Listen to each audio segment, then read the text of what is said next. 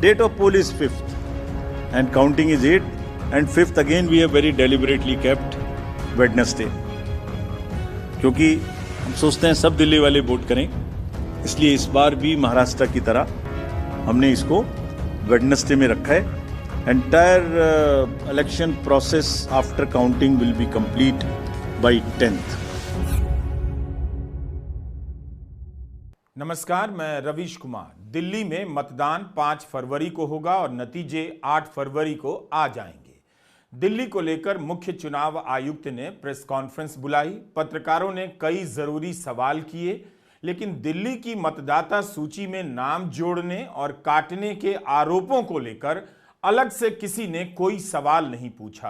कायदे से आज की प्रेस कॉन्फ्रेंस का यह मुख्य सवाल होना चाहिए था और एक से अधिक सवाल इसे लेकर पूछे जाने चाहिए थे, लेकिन दिल्ली को लेकर वो सवाल ही नहीं सुनाई दिया जिसे आम आदमी पार्टी उठा रही है. दिल्ली की मतदाता सूची में 20 दिनों के भीतर 5 लाख लोगों के नाम जोड़ने की अर्जी कहां से आ रही है? क्यों दिल्ली के मुख्य चुनाव अधिकारी ने इसे अप्रत्याशित कहा है और इस पर कड़ी नजर रखने की बात कही है? इसे नजरअंदाज नहीं किया जा सकता. आम आदमी पार्टी आरोप लगा रही है कि कई विधानसभा क्षेत्रों में नाम काटने के आवेदन दिए जा रहे हैं, मगर आवेदन करने वाला ही इनकार कर रहा है. पार्टी ने कहा है कि इन सभी आवेदनकर्ताओं की जांच होनी चाहिए जिन्होंने या जिनके नाम पर किसी मतदाता का नाम वोटर लिस्ट से काटने की अर्जी दी है. इंडियन एक्सप्रेस के पहले पन्ने पर छपी यह खबर देखिए. कम से कम इसी को लेकर आज सवाल पूछना चाहिए था. दिल्ली के मुख्य चुनाव अधिकारी ने कहा है कि जिस तरह से 16 दिसंबर के बाद से नए वोटर के नाम जोड़ने की होड़ मची है, उसकी गंभीरता से जांच होनी चाहिए. मुख्य चुनाव अधिकारी ने अपने बयान में कहा है कि 28 नवंबर के बाद से 5 लाख से अधिक लोगों ने अपना नाम मतदाता सूची में जोड़ने के लिए आवेदन किया है, जबकि अक्टूबर महीने के बाद 3 लाख से अधिक नए वोटर के नाम मतदाता सूची में जोड़े जा चुके हैं. द हिंदू ने लिखा है कि इनके अलावा 1,40,000 लोगों के नाम हटाए गए.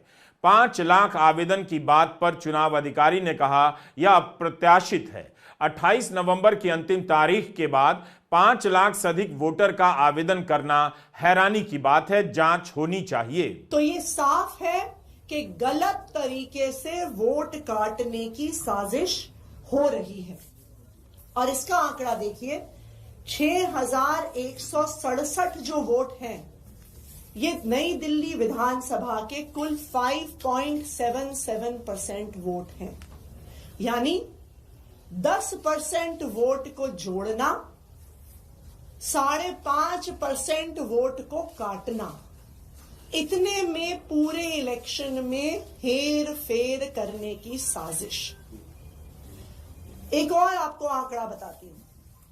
जो वोटर डिलीशन की एप्लीकेशन आई, ये 6,167 एप्लीकेशन, इसमें से 4,283 4,283 एप्लीकेशन मात्र 84 लोगों ने डाली. यानी 84 लोगों ने 4,000 से ज्यादा लोगों की वोट काटने की एप्लीकेशन डाली. अब कौन है ये लोग जो इतने सारे लोगों के वोट कटवा रहे हैं? जिन लोगों का वोट कट गया है या जो लोग शिफ्ट हो गए हैं, मृत्यु हो गई है, इलेक्शन कमीशन के लोग नहीं ढूंढ पाए, डोर टू डोर सर्वे में नहीं ढूंढ पाए, बूथ लेवल ऑफिसर जो 10 साल से ये काम कर रहा है वो नहीं ढूंढ पाया कि ये शिफ्ट हो गए, इनकी मृत्यु हो गई, ये वहां पे नहीं रहते हैं.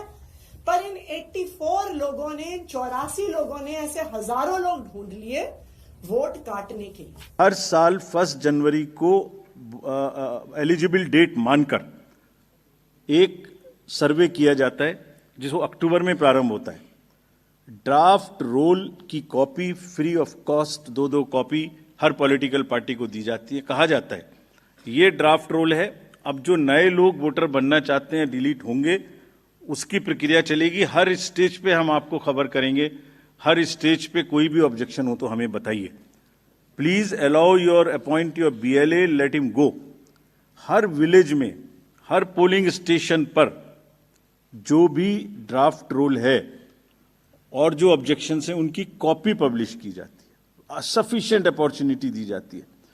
डिलीशन हो नहीं सकता जब तक कि पर्सनल हियरिंग ना हो जाए और उसका साथ में मौका ना दिया जाए। किसी पोलिंग स्टेशन पे 2% से ज्यादा डिलीशन हो गए तो ईआरओ और एआरओ को जाके पर्सनली चेकिंग करनी है। So friends, it is a perfect system. अच्छा, हर साल होता है। It is only built further on what ever is already existing. ऐसा नहीं है कि सडनली कुछ बन गया।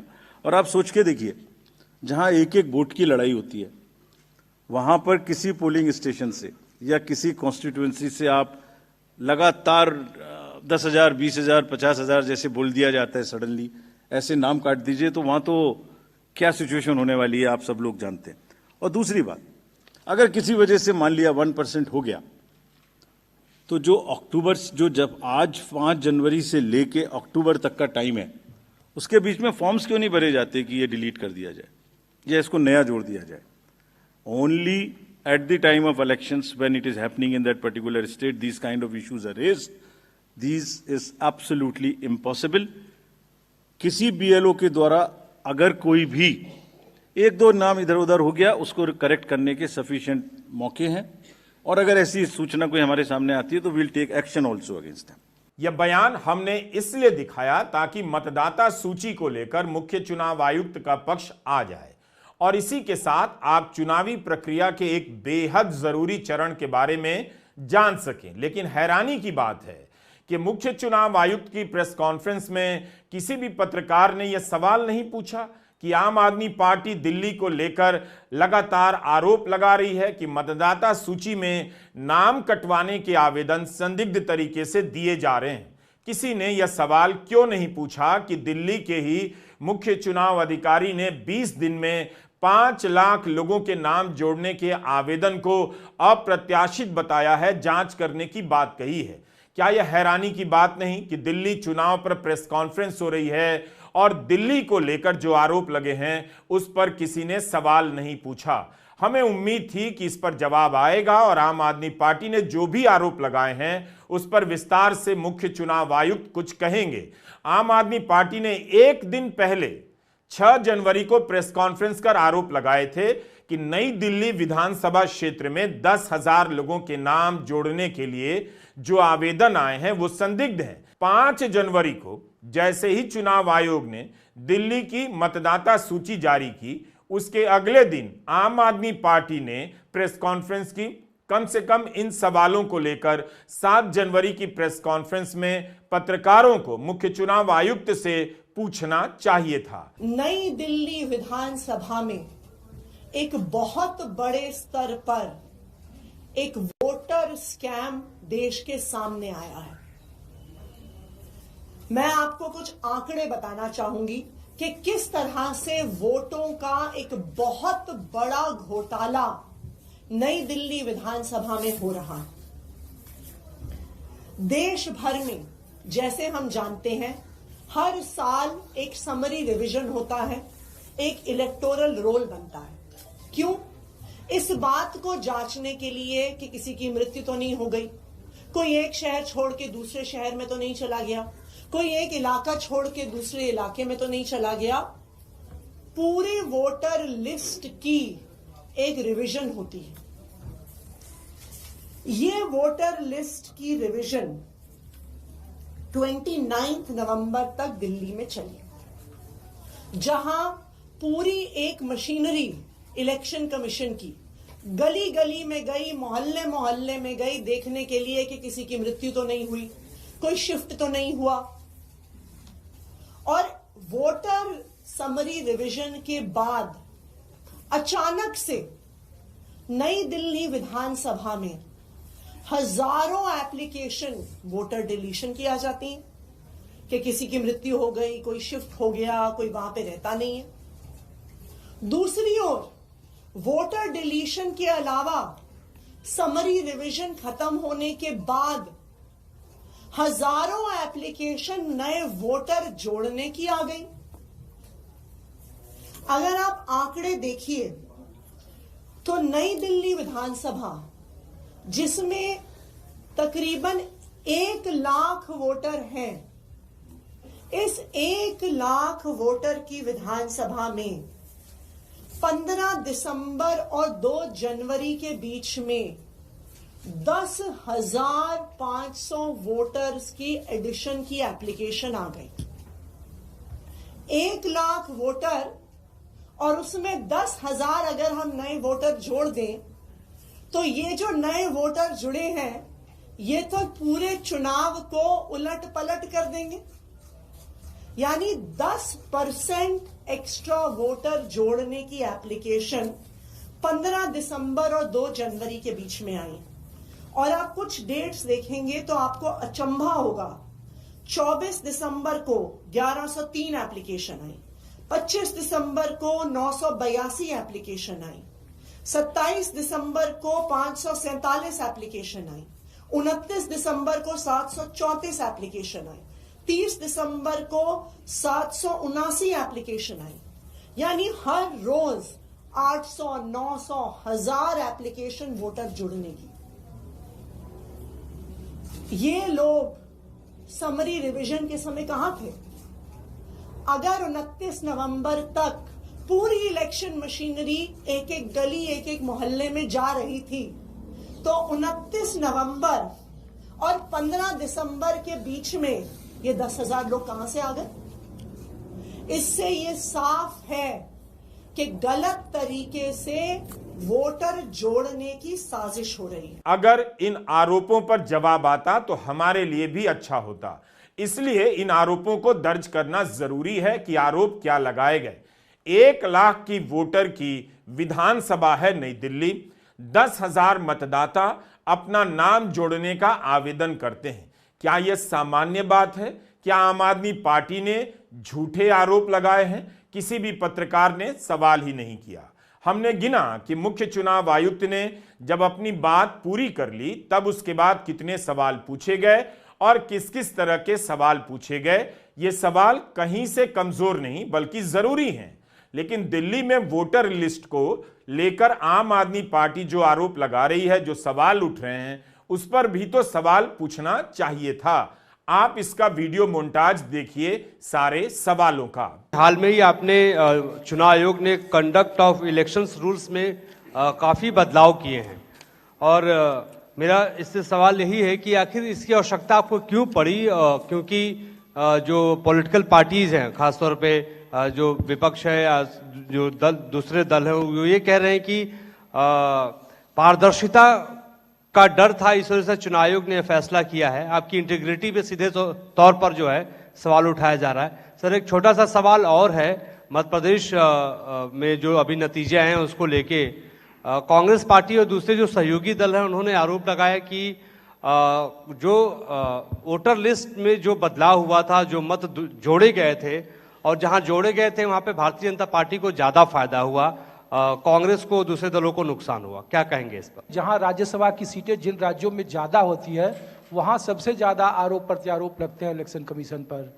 और दूसरा, सर, महिलाओं को लेकर आपने कहा कि महिलाओं का सम्मान करना होगा, तो चुनाव से ठीक पहले दिल्ली में प्रियंका गांधी के गाल और सड़क का मामला है, तो क्या उस पर भी कुछ संज्ञान ले रही है? The Aadhaar seeding with the electoral card. That's something that, initially you all had said it will not be mandatory. Now it is more or less become mandatory if you do it online. And of course, the larger process for you, you've done 31 elections. You are the best to give us advice on what are the election, reforms that are required. And sadly, not much has been touched upon it. There's still the issue of, as you yourself in your presentation said, it is all numbered. So, what TN Station was famous for mixing the ballots.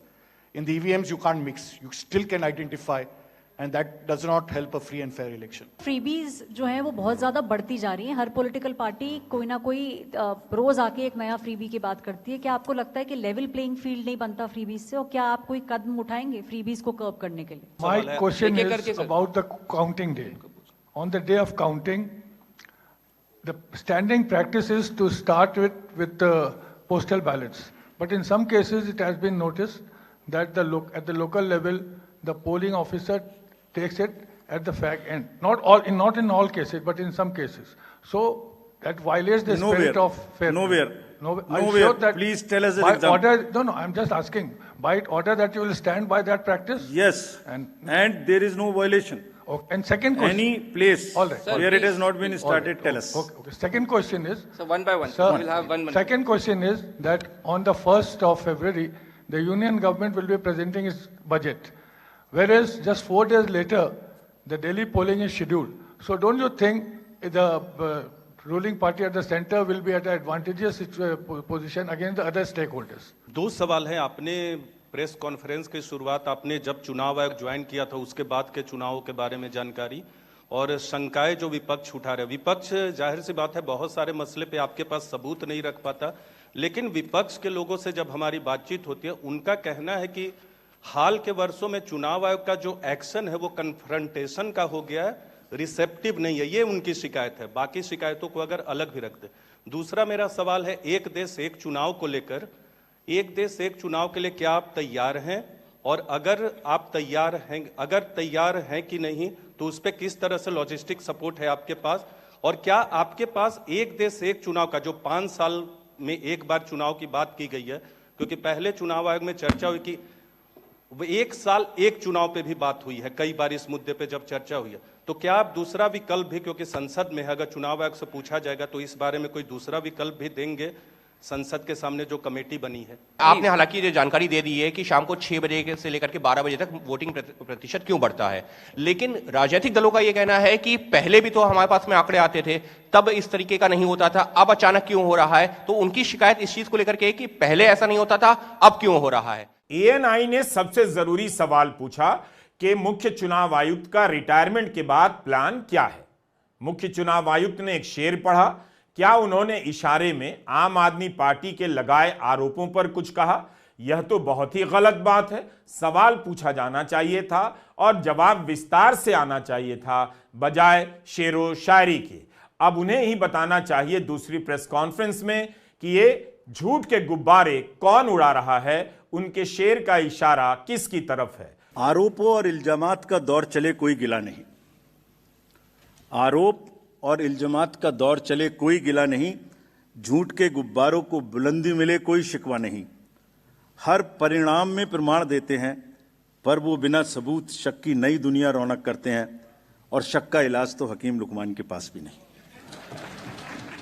इस press conference में पत्रकारों ने करीब 8-10 सवाल तो पूछे। मुख्य चुनाव आयुक्त राजीव कुमार ने उन सभी सवालों के जवाब विस्तार से दिए, लेकिन दिल्ली को लेकर सटीक रूप से कोई सवाल नहीं था, जबकि नवंबर में ही यहां मतदाता सूची में नाम जोड़ने और काटने की प्रक्रिया समाप्त हो गई थी। इसके बाद भी 10,000 नाम नई दिल्ली जैसे संभ्रांत और बेहद आसान विधानसभा में बचे रह गए, जिनके आवेदन अब आए हैं, जैसा कि आरोप आम आदमी पार्टी ने लगाया है। अरविंद केजरीवाल यहां से उम्मीदवार हैं। चुनावी प्रक्रिया से जुड़े सवालों को ईवीएम से जोड़कर विश्वास अविश्वास के मुद्दे में भटका दिया जाता है और मजाक उड़ाया जाता है, लेकिन यह तो प्रक्रिया का सवाल है, इसका समाधान पारदर्शी तरीके से किया ही जाना चाहिए था। और चुनाव आयोग की साख दांव पे है। मैं चुनाव आयोग से हाथ जोड़ के विनती करता हूं, पूरे दिल्ली की हर विधानसभा में कितने वोट चोरी छिपे तरीके से काटने की चाल चली जा रही है, इसको आज वेबसाइट पे शाम तक डाल दिया जाए। किस विधानसभा में कितने वोट काटने के लिए चोरी छिपे बिना बताए प्रोसेसिंग चल रही है, वो सारे के सारे डिटेल्स आज वेबसाइट पे शाम तक डाले जाएं। संजय सिंह, राघव चड्ढा और दिल्ली की मुख्यमंत्री आतिशी सिंह की प्रेस कॉन्फ्रेंस में जो सवाल उठाए गए वो रैंडम नहीं लगते हैं। उन्होंने बाकायदा लोगों के नाम लेकर बताए कि उनके नाम से एक आवेदन आता है कि दूसरे मतदाता का नाम वोटर लिस्ट से काट दिया जाए। जब उसे चुनाव अधिकारी बुलाते हैं तो वह इनकार कर देता है कि उसने आवेदन नहीं किया। तो यह आवेदन कौन दे रहा है, कौन किसका नाम कटवा रहा है? राघव चड्ढा ने मांग की है कि जिसने मतदाता सूची में किसी के नाम को लेकर आपत्ति जताने के आवेदन दिए हैं उन सभी की जांच की जाए, उनकी पुष्टि की जाए कि ये लोग सही हैं या नहीं। मैं ये बताना चाहूंगा कि प्रक्रिया किसी भी मतदाता का नाम सूची से डिलीट कराने का बड़ा सरल होता है। या तो वह व्यक्ति खुद ही एक फॉर्म 7 इलेक्शन कमीशन में सबमिट कराकर ये कहता है कि मेरा पता बदल गया है, अब मैं इस क्षेत्र का मतदाता नहीं रहा, निवासी नहीं रहा, मेरा वोट यहां से काट दिया जाए। और दूसरा तरीका वोट डिलीट होने का होता है कि कोई उस व्यक्ति के ओर से उसके बिहाफ पर ऑब्जेक्टर बनके फॉर्म 7 इलेक्शन कमीशन में सबमिट करे, जिसमें यह लिखे कि मैं इस क्षेत्र का मतदाता हूं, मैं ऑब्जेक्टर हूं और मेरी नजर में यह आया कि ये व्यक्ति जो नई दिल्ली विधानसभा क्षेत्र के मतदाता हैं, अब ये यहां नहीं रहते, इनका वोट काट दिया जाए। यानी कि एक हो गया ऑब्जेक्टर जो ये सूचना चुनाव आयोग को देता है फॉर्म 7 के माध्यम से, और उसमें वो मतदाता का नाम लिख देता है कि ये मतदाता अब यहां नहीं रहता, इसका नाम हटा दिया जाए। जब भी वोट काटने की प्रक्रिया का पालन किया जाता है तो इस ऑब्जेक्टर को भी एक हेयरिंग के लिए बुलाया जाता है चुनाव आयोग के दफ्तर में, और उस दफ्तर में उस ऑब्जेक्टर से भी पूछा जाता है कि आपने इस प्रकार का आवेदन पत्र दिया, आप स्वीकारते हैं? वो बोलेंगे हाँ जी हम स्वीकारते हैं, और ऐसे फिर प्रक्रिया आगे चलती है। लेकिन बड़ी चौंका देने वाली चीज नई दिल्ली विधानसभा क्षेत्र में हुई, वो ये हुई कि 2 जनवरी, 3 जनवरी और 4 जनवरी 3 दिन लगातार चुनाव आयोग की हेयरिंग नई दिल्ली विधानसभा क्षेत्र के दफ्तर में हुई। उसमें तमाम ऑब्जेक्टर्स को बुलाया गया। कुल मिलाकर 11 ऑब्जेक्टर इन 3 दिनों में नई दिल्ली विधानसभा क्षेत्र के चुनाव आयोग के दफ्तर में आए, और 11 के 11 लोगों ने मना कर दिया कि हमने किसी प्रकार का आवेदन पत्र किसी वोटर का नाम काटने के लिए नहीं दिया है, हम ऑब्जेक्टर नहीं है, हमारे नाम का गलत इस्तेमाल हुआ है, हमने ना ये फॉर्म भरा, ना इस पे साइन किया, ना किसी के वोट काटने के लिए आपको कोई आवेदन पत्र दिया। ये बड़ी चौंका देने वाली बात है। राघव चड्ढा के ये आरोप पहली नजर में गंभीर लगते हैं कि आखिर कौन किसी के बदले आवेदन कर सकता है, क्या वो किसी की पहचान चुरा रहा है, इसकी जांच तो होनी चाहिए। 1 महीने से आम आदमी पार्टी ये सवाल उठा रही है। अरविंद केजरीवाल तो उन लोगों को अपनी प्रेस कॉन्फ्रेंस में ही ले आए थे जिनके नाम गलत तरीके से मतदाता सूची से हटाए गए। उस मामले में क्या कार्रवाई हुई, क्या इन सब को देखकर चुनाव आयोग को स्पष्टता से जवाब नहीं देना चाहिए था? कौन है जो हजारों लोगों के नाम मतदाता सूची से हटवाना चाहता है? इन सारे सवालों को दरकिनार किया गया। ये चुनाव हो रहा है या क्या हो रहा है? 2 जनवरी को तरुण कुमार चौटाला जी जो एनडीएमसी क्वार्टर्स में रहते हैं खान मार्केट में, इनके नाम से 108 एप्लीकेशंस दर्ज करी गई थी वोट काटने, 108 लोगों के वोट काटने के लिए। उन्होंने आकर मना कर दिया कि मैंने इस प्रकार की कोई भी एप्लीकेशन नहीं दी। उसके बाद उषा देवी जी, ये भी 2 जनवरी को पेश होती है, गोल मार्केट की निवासी हैं, इनके नाम से 22 नोटिसेस, 22 आवेदन पत्र दिए गए हैं 22 लोगों के वोट काटने के लिए, इन्होंने मना कर दिया। फिर सुनीता जी पेश होती हैं, 3 जनवरी को विपिन जी, मोनिका जी पेश होते हैं, ये भी मना कर देते हैं कि हमने कोई डिलीशन एप्लीकेशन नहीं दी। 4 जनवरी को राजकुमार जी जो लक्ष्मीबाई नगर में रहते हैं वो पेश होते हैं, इनके नाम से 88 एप्लीकेशंस है वोट काटने की, इन्होंने कहा हमने भी कोई एप्लीकेशन नहीं दी। ममता कुमारी जी काका नगर डीडीए फ्लैट्स में रहती हैं, ये कहती है हमने भी कोई आवेदन पत्र नहीं दिया किसी का वोट काटने के लिए, जबकि ममता कुमारी जी के नाम पर 60 लोगों का वोट काटने की एप्लीकेशन दी गई है। ज्योति जी जो type 2 quarters sector 2 DIZ area Peshwa road पे रहती हैं, इनके नाम पे 125 मतदाताओं का वोट काटने की एप्लीकेशन है। इन्होंने भी पेश होकर कहा कि मैंने इस प्रकार का कोई वोट काटने की एप्लीकेशन आवेदन पत्र नहीं जमा किया है, ना भरा है। एक रुचि तिवारी जी, ये भी 4 जनवरी को पेश होती है, इनके नाम पर 25 एप्लीकेशन है। पंकज जी के नाम पर 1, नीरज जी के नाम पर 2, न जाने कितने ऐसे लोग हैं जिनके नाम का गलत इस्तेमाल हुआ। जिनका आइडेंटिटी थेफ्ट हुआ, जिनका इंपर्सनेशन हुआ और उनके नाम, एड्रेस और एपिक नंबर का गलत इस्तेमाल कर कर उनके नाम पर न जाने कितने लोगों का वोट काटने के आवेदन पत्र दिए गए। और सबसे चौंका देने वाली बात, हमारे सांसद संजय सिंह जी की धर्मपत्नी का नाम काटने के लिए 2 फॉर्म 7 जमा किए गए, जिसमें से एक ऑब्जेक्टर है सुरेश देवी। ये भी 6 जनवरी को हियरिंग में आती है और आकर पता लगता है कि इनके नाम पर, यानी कि सुरेश देवी जी जो कोई मतदाता है नई दिल्ली विधानसभा क्षेत्र की, इनके नाम से 27 लोगों का वोट काटने की एप्लीकेशन आई हुई है, जिसमें से एक हमारे माननीय सांसद संजय सिंह जी की धर्मपत्नी का है। तो ये एक बहुत बड़ा प्रायोजित, संयोजित ढंग से वोटर फ्रॉड नई दिल्ली विधानसभा क्षेत्र में चल रहा है। आखिर सुरेश देवी कौन है जिनके नाम से आवेदन किया गया कि संजय सिंह की पत्नी के नाम वोटर लिस्ट से काट दिए गए? क्या संजय सिंह ने झूठे आरोप लगाए? क्या सुरेश देवी की पहचान को लेकर कोई और उनके नाम से आवेदन कर रहा है? यह तो भयानक मामला है। इस तरह से गलत आवेदन देने वाला कौन है? क्या चुनाव आयोग उसका भी पता नहीं लगा सकता? इन आरोपों को केवल खारिज कर देने से कैसे काम चलेगा, जबकि मुख्य चुनाव अधिकारी दिल्ली के खुद कह रहे हैं 5 लाख लोगों के नाम जोड़ने का आवेदन 20 दिनों में आया, जो अप्रत्याशित है। 23 नवंबर को महाराष्ट्र के नतीजे आते हैं और 6 दिसंबर को अरविंद केजरीवाल शाहदरा विधानसभा में मतदाता सूची में कथित धांधली को लेकर प्रेस कॉन्फ्रेंस करते हैं। आरोप लगाते हैं कि बीजेपी वोटर लिस्ट से नाम हटवा रही है। इसके 1 महीने के बाद यानी 6 जनवरी को दिल्ली के मुख्यमंत्री आतिशी सिंह, संजय सिंह, राघव चड्ढा नई दिल्ली विधानसभा को लेकर प्रेस कॉन्फ्रेंस करते हैं।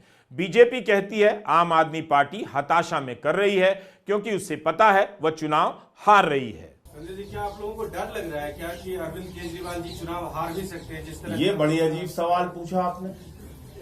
मतलब चुनाव की प्रक्रिया को साफ सुथरा करना, अच्छा करना, डरना है या सजग होना है?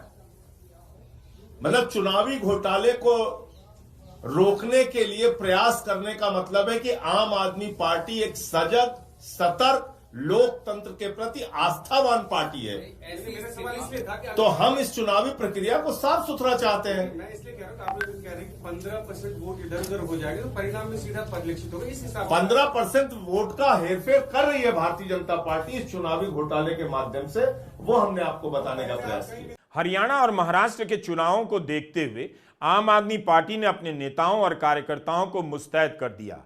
यह बताता है कि चुनाव आयोग को लेकर राजनीतिक दलों के बीच संदेह किस स्तर पर पहुंच गया है।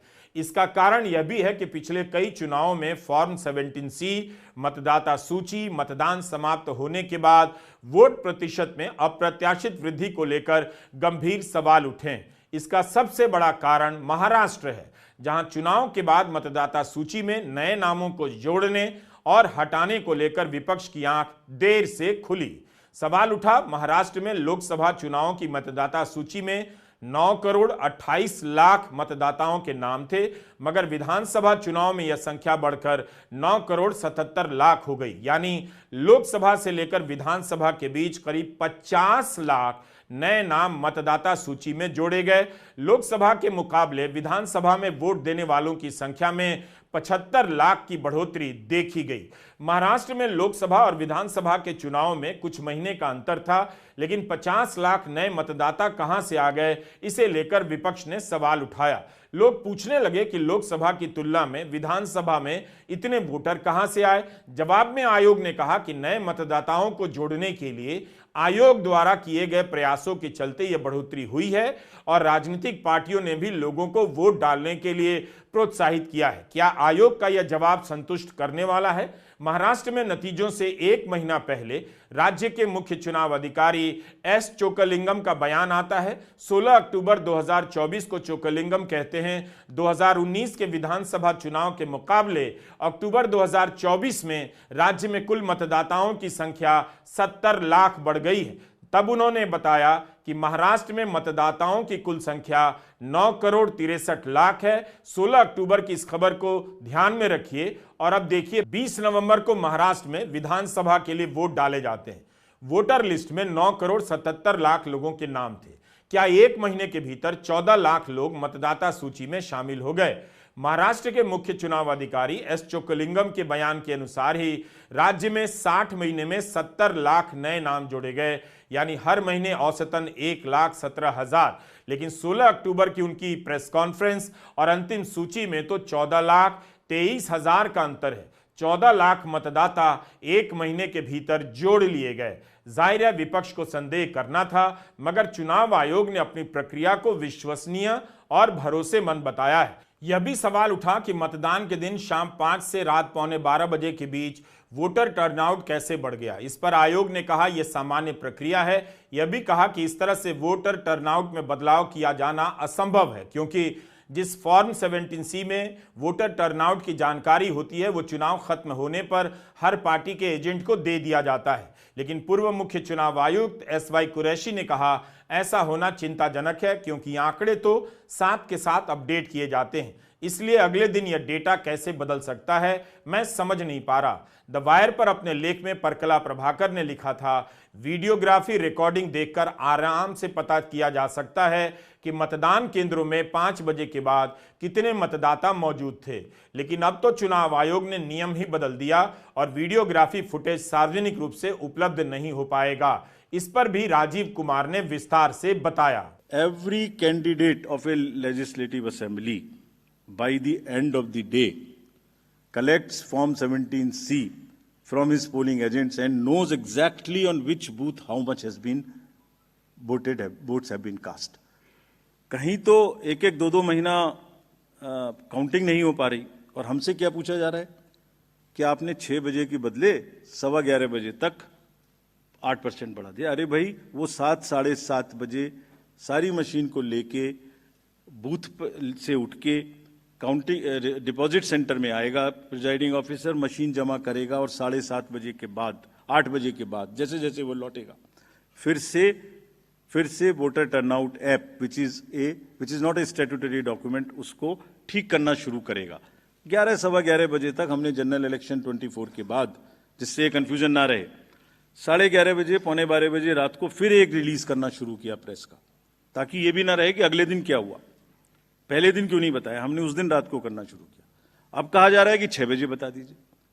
6 बजे पोलिंग स्टेशन बंद करें, 6 बजे मशीन को जमा करें, या 6 बजे पहले सबसे पहले ये बताएं कि क्या हुआ। Therefore, this gap is a very, very procedural inbuilt gap. It will always remain so. There is nothing wrong in it. And nobody involved, nobody in any exercise can ever tell कि अगर 6 बजे कोई exercise बंद हुई है तो 6:15 बजे उसका पहले एग्जैक्ट पोलिंग परसेंटेज बता दीजिए। इम्पॉसिबल। आज इस सवाल पर मुख्य चुनाव आयुक्त ने एक हिसाब बता दिया। अगर कोई सारे देश के चुनाव के सीसीटीवी देखने बैठेगा उसे 3600 साल लगेंगे। क्या यह इस मांग का जवाब है कि चुनाव में पारदर्शिता होनी चाहिए? कोई हरियाणा के किसी खास बूथ का अगर सीसीटीवी मांग रहा है तो क्या उस बूथ का सीसीटीवी नहीं दिया जा सकता है? क्या कोई एक व्यक्ति ही सारे देश की वीडियो रिकॉर्डिंग मांग रहा है? कम से कम पार्टी के स्तर पर कुछ विधानसभाओं के कुछ बूथ के वीडियो तो दिए ही जा सकते हैं। आप याद कीजिए, चंडीगढ़ के मेयर के चुनाव में सीसीटीवी फुटेज के कारण ही तो बीजेपी से जुड़े अनिल मसीह की करतूत पकड़ी गई। मेयर के चुनाव में जब डाका डाला जा सकता है तो विधानसभा के चुनाव में क्यों नहीं हो सकता? सीसीटीवी से सच बाहर आया तो आम आदमी पार्टी के उम्मीदवार की जीत हुई। इन्हीं सब बातों का असर आम आदमी पार्टी पर पड़ा होगा, जिसने कई विधानसभाओं में मतदाता सूची में नाम जोड़े जाने और हटाने को लेकर सवाल उठाना शुरू कर दिया। जवाब में बीजेपी ने भी आरोप लगाए हैं। बीजेपी ने भी कहा है कि बांग्लादेशी और रोहिंग्या समुदाय के लोगों को आम आदमी पार्टी के लोग मतदाता सूची में डाल रहे हैं। यह तो गृह मंत्रालय, केंद्र सरकार की नाकामी है, चुनाव आयोग की भी। अगर इन आरोपों में जरा भी दम है तो इसी का संज्ञान लेकर बताना चाहिए कि क्या बीजेपी भी झूठे आरोप लगा रही है आम आदमी पार्टी की तरह। केजरीवाल जी के विधायक ने रोहिंग्या को दिल्ली में बसाकर उन्हें मुफ्त राशन, पानी और बिजली दिया और साथ में हर एक को 10-10 हजार रुपए देकर उनका वोटर कार्ड भी बनाया है। रोहिंग्या किसका वोटर हो सकता है ये पूरा देश जानता है। केजरीवाल जी का रोहिंग्या को बार बार सपोर्ट करना देश की सुरक्षा के साथ खिलवाड़ है। यह बहुत ही निचले स्तर की राजनीति है। शर्म करिए, झूठ बोलने से बाज आइए। लोकसभा चुनाव के मुकाबले में दिल्ली विधानसभा के चुनाव में 8 लाख से अधिक मतदाता बढ़ गए हैं। अभी पिछले 20 दिन में 5 लाख लोगों के नाम जोड़े जाने के आवेदन आए हैं। तो क्या इसकी जांच नहीं होनी चाहिए? चुनाव आयोग की साख पर सवाल उठते जा रहे हैं। तो क्या उसी के खारिज कर देने को अंतिम राय मान लिया जाए, या चुनाव आयोग को अपनी जांच में ऐसा कुछ करना चाहिए जिससे नागरिकों का विश्वास बढ़े? उसे इस काम में नागरिकों की कमेटी भी बनानी चाहिए, उन्हें भी शामिल करना चाहिए। हमें याद रखना चाहिए, जब महाराष्ट्र में लोकसभा के बाद विधानसभा में कई लाख वोटर बढ़ गए, चुनाव अधिकारी की प्रेस कॉन्फ्रेंस के बाद 14 लाख वोटर बढ़ गए, तब विपक्ष ने उस तरह से हंगामा नहीं किया क्योंकि उसे समझ ही नहीं आया। लेकिन इस बार आम आदमी पार्टी पहले से सतर्क दिखती है। 6 दिसंबर को ही अरविंद केजरीवाल ने शाहदरा विधानसभा को लेकर प्रेस कॉन्फ्रेंस कर दी थी। शाहदरा विधानसभा में कुल 1,86,362 वोट हैं। 1,86,000 मोटे मोटे वोट हैं टोटल। इसमें से बीजेपी 11,000 वोट कटवाना चाहती है, यानी कि एक ही विधानसभा से 6% वोट डिलीट करवाने की एप्लीकेशन आ चुकी है। अभी पता नहीं कितनी और आएंगी। 6% वोट एक विधानसभा से अगर आप कटवा देंगे तो चुनाव का मतलब क्या? ऐसे लोगों के वोट जो एग्जिस्ट करते हैं, जो रह रहे हैं, जिनकी डेथ नहीं हुई है, ऐसे लोगों के वोट कटवाना चाहती है। आप लोगों की जानकारी के लिए बता दूं, पिछली बार आम आदमी पार्टी शाहदरा विधानसभा मात्र 5,294 वोट से जीती थी। हम 5,294 वोट से विधानसभा जीते और ये 11,000 हमारे वोट कटवा रहे हैं, तो फिर चुनाव का मतलब क्या रह गया? मुख्य चुनाव आयुक्त राजीव कुमार ने 7 जनवरी को कहा कि मतदाता सूची को अपडेट करने की